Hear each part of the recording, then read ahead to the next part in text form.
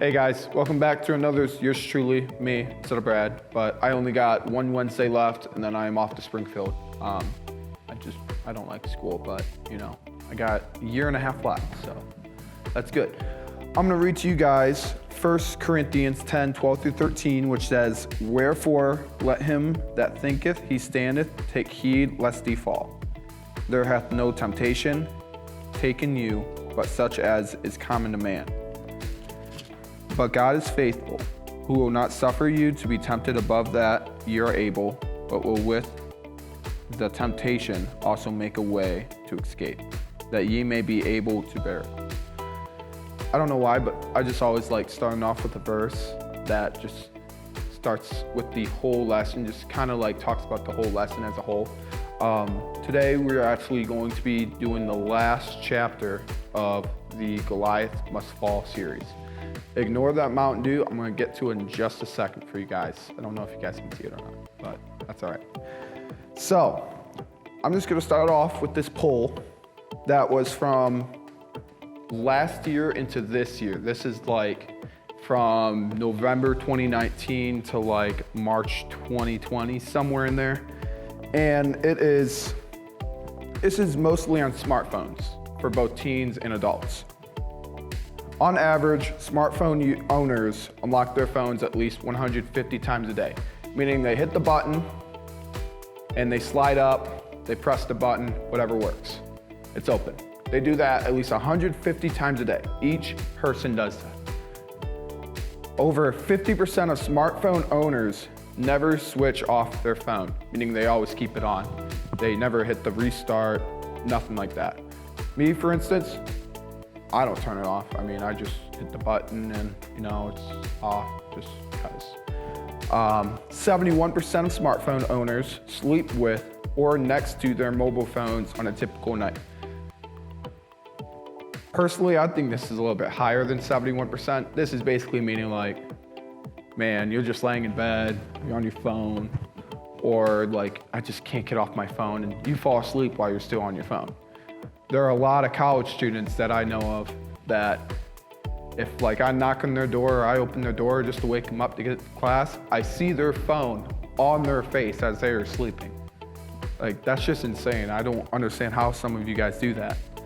And I feel like that phone is just gonna smack you in the face every night. One day you're like get a bruised eye or something, black eye or whatever. Next one is 75 of smartphone users admit that they have texted while driving at least one time. That's just dumb. You guys shouldn't do that. That's just dumb. Put your phone off to the side and don't do that. 40% of adults check their phones while they're using the bathroom. I feel like that's a lot higher for you teenagers. You guys are probably always on your phone in the bathroom, sitting down or standing up, whatever you guys do.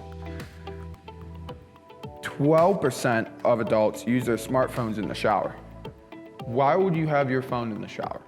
That's just, I'm not even gonna talk about that. That's just, I don't know. 44% of adults will check their work-related emails while they are on vacation.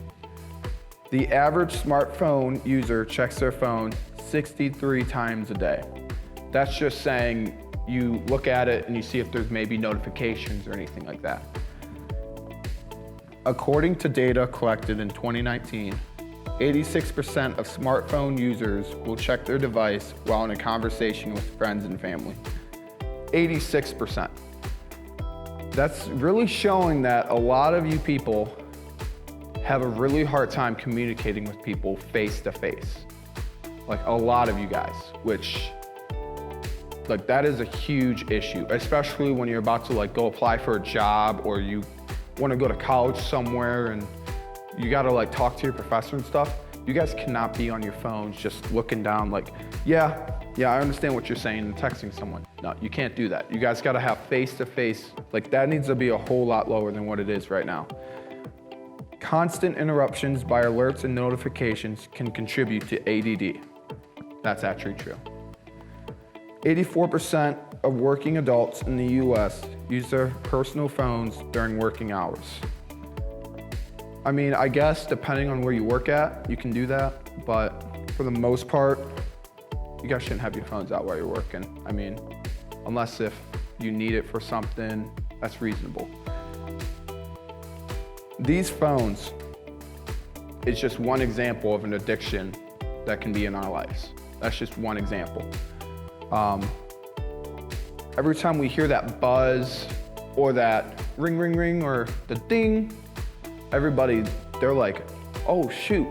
You like feel like a quick happiness inside because someone responded to you, someone liked a post, or someone shared something to you or something like that. And you're just like, wow, I feel special right now. Like I feel wanted by someone.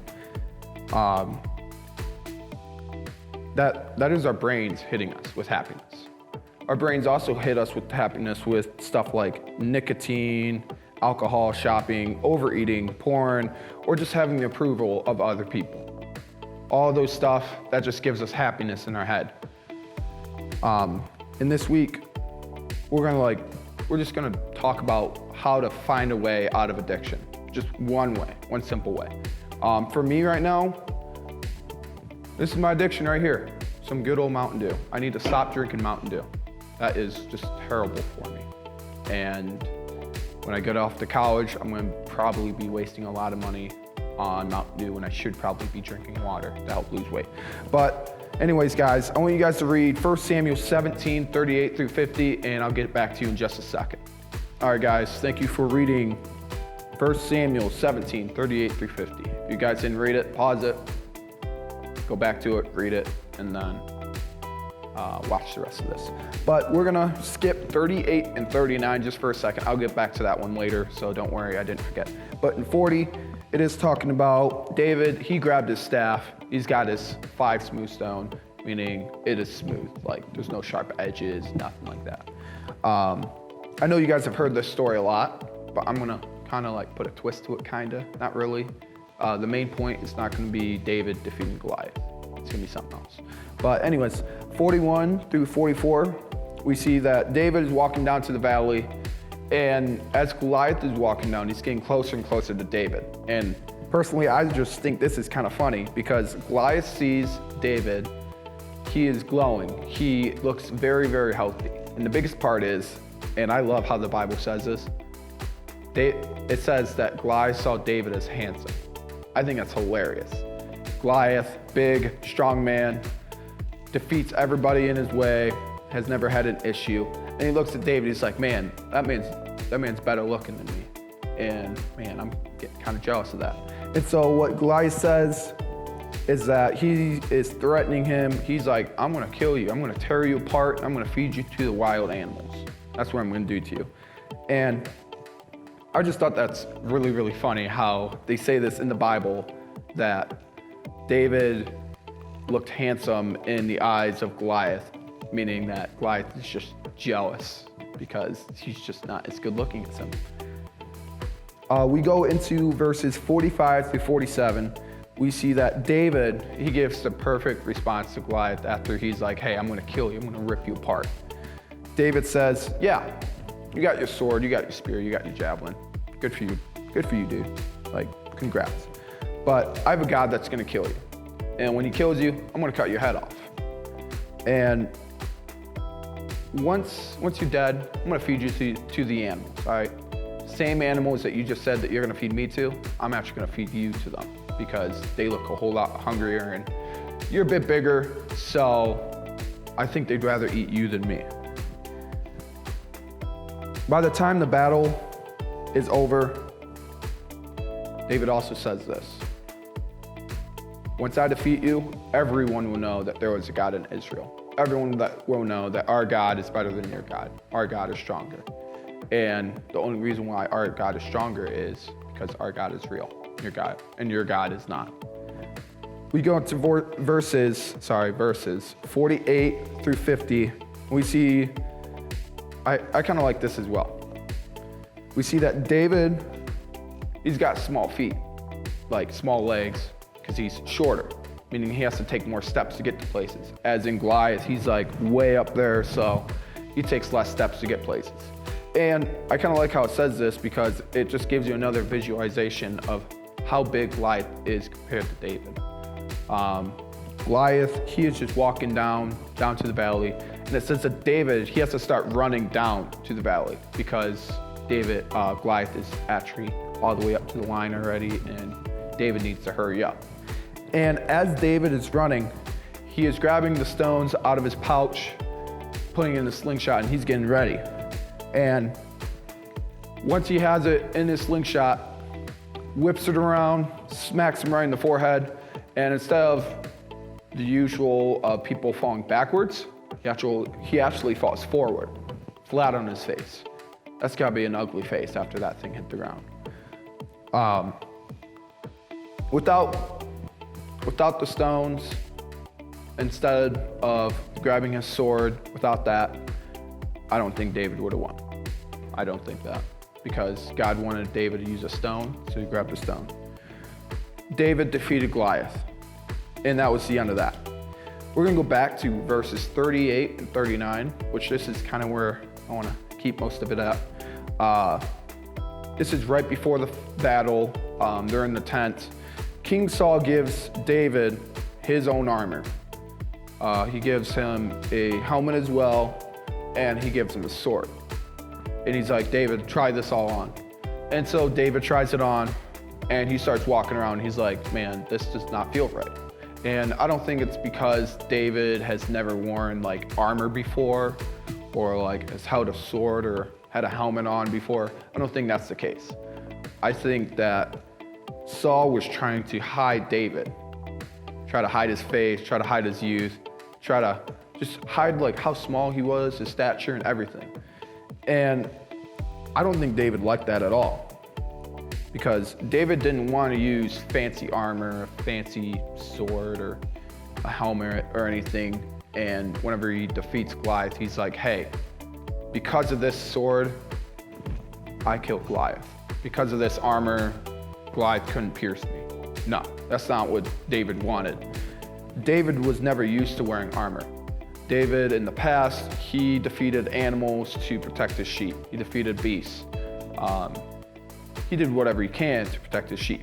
And he knew that God was on his side. God is his armor. God is his shield, his helmet, his everything. So he didn't need any armor. And so what David did was, he took the armor off. He gave it back to Saul, and he's like, I don't need this, because I have God on my side. And I don't want to hide myself. I don't want to cover myself up.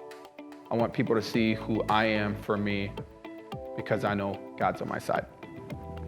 And we can really see this as a like huge issue in our life. A lot of people, they want to cover things up. They want to cover their addictions up. Addiction is the best way to find someone's weakness. It is one of the best ways ever. That is when you are most vulnerable and your heart is exposed, just like that, through your addictions. No matter what it is, even like your brother, just some random kid on the street, if you're like doing something, like whatever you're addicted to, people can see right through you. We see that just as Saul was trying to cover up David with his inexperience in war and with just Saul not thinking that David is strong enough, we see that in our lives, we're covering up our addictions because we don't want anyone else to help us out. And one of the biggest things to help out like someone's addiction, either it's drinking or if it's like a excessive amount of time on your phone, or if you see someone drinking like 20 Mountain Dews a day or something, it's to get a buddy. Get somebody you trust and that they trust you. Don't get someone off the street and be like, hey man, I got a terrible issue with whatever. No, go find somebody that's your friend. You trust them, they trust you. That's just one simple way to help you out. And an addiction, it's not gonna go away like that. It just won't happen. It takes time and time and time again. The other way to do it, which this is probably an obvious way, because I mean, this is a church video, quote unquote. Another way is we can go to God. Because of His grace, He can overcome any of our addictions, our weaknesses, and anything like that. He can overcome anything. Without one of those two, I mean, I gave you 2 examples instead of just the one I said. Without either of those two, I mean, it's gonna be tough to fight an addiction by yourself. And our job is to just deal with it, because down the line, you're gonna keep that addiction and it's just gonna go and go and go and go and go until you get rid of it. I just have one question for you guys, and that'll be it. The question is, do you guys have an addiction that you guys are covering up, that you guys are hiding? And if you do, why haven't you beaten it? Why have you not defeated it yet? Why have you not defeated that giant? Why not? Thank you guys for all watching this one. I think I'll have one more Wednesday left. And I really appreciate this summer, guys. All right, thank you.